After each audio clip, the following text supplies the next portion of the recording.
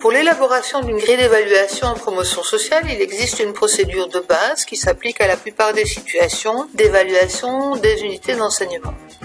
Pour l'épreuve intégrée, il arrive qu'il soit nécessaire de procéder autrement.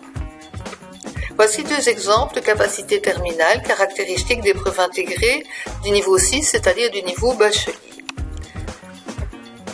Dans le premier cas, pour atteindre le seuil de réussite, l'étudiant sera capable de mettre en œuvre une recherche cohérente sur un sujet validé par le chargé de cours, d'en rédiger un rapport circonstancié critique, mettant en évidence sa maîtrise et l'utilisation pertinente des techniques et des méthodes propres à la gestion comptable, sa capacité de réfléchir sur les valeurs éthiques de la profession et les difficultés rencontrées, et enfin, troisième acquis d'apprentissage, de défendre oralement son rapport en utilisant les techniques de communication.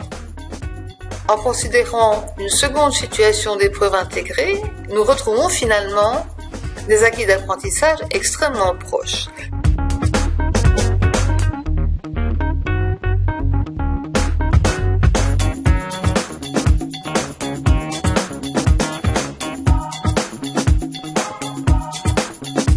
Ces deux dossiers pédagogiques sont finalement très proches. Il y a effectivement quelques différences, quelques nuances, quelques précisions, mais qui restent relativement vagues.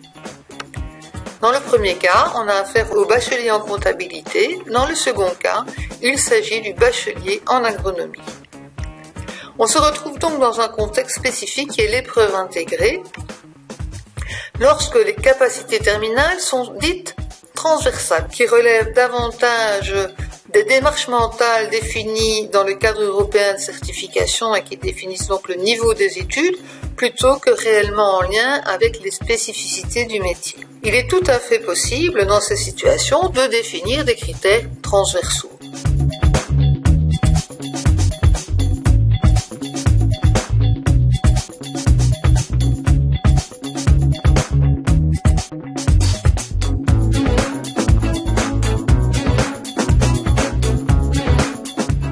On le voit tout de suite, ce type de critère convient finalement à n'importe quelle épreuve intégrée du niveau 6, c'est-à-dire du niveau bachelier.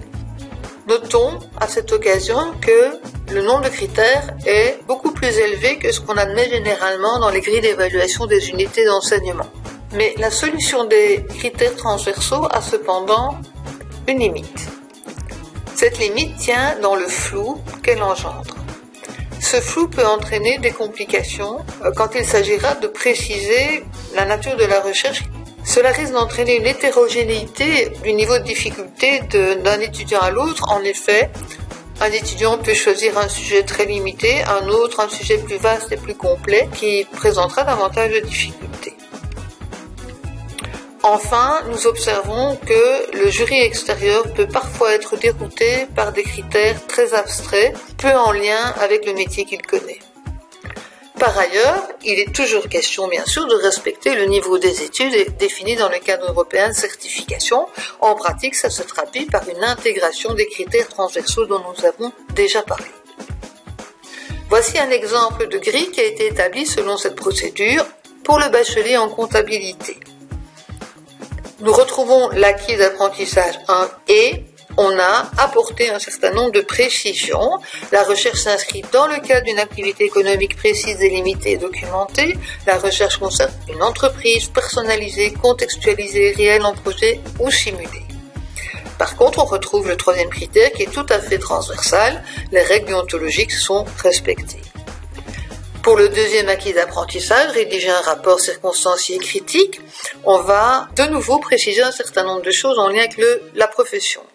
L'organisation de l'entreprise et son environnement juridique sont expliqués et discutés en tenant compte des caractéristiques personnelles.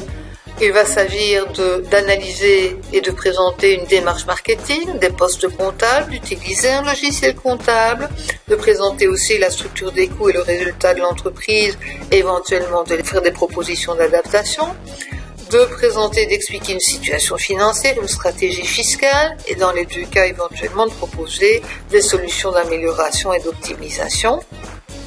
Mais on retrouve toujours des critères totalement transversaux comme les pistes de réflexion professionnelle et éthique sont cohérentes par rapport aux difficultés soulevées, le rapport est lisible, en particulier, il est structuré et rédigé dans le respect des usages de la langue française. Pour le troisième acquis d'apprentissage, on n'a rien changé, c'est toujours les critères transversaux qui sont maintenus. En résumé donc, il s'agira d'être plus précis, d'expliciter l'objet de la recherche, dans quel champ professionnel doit-elle s'inscrire, sur quoi porte-t-elle, en quoi consiste-t-elle, les types d'analyses à mener qui sont évidemment spécifiques au métier, qui relèvent des techniques et des démarches professionnelles, et la nature des solutions amélioration optimisation proposées qui relèvent du rôle spécifique de ce professionnel.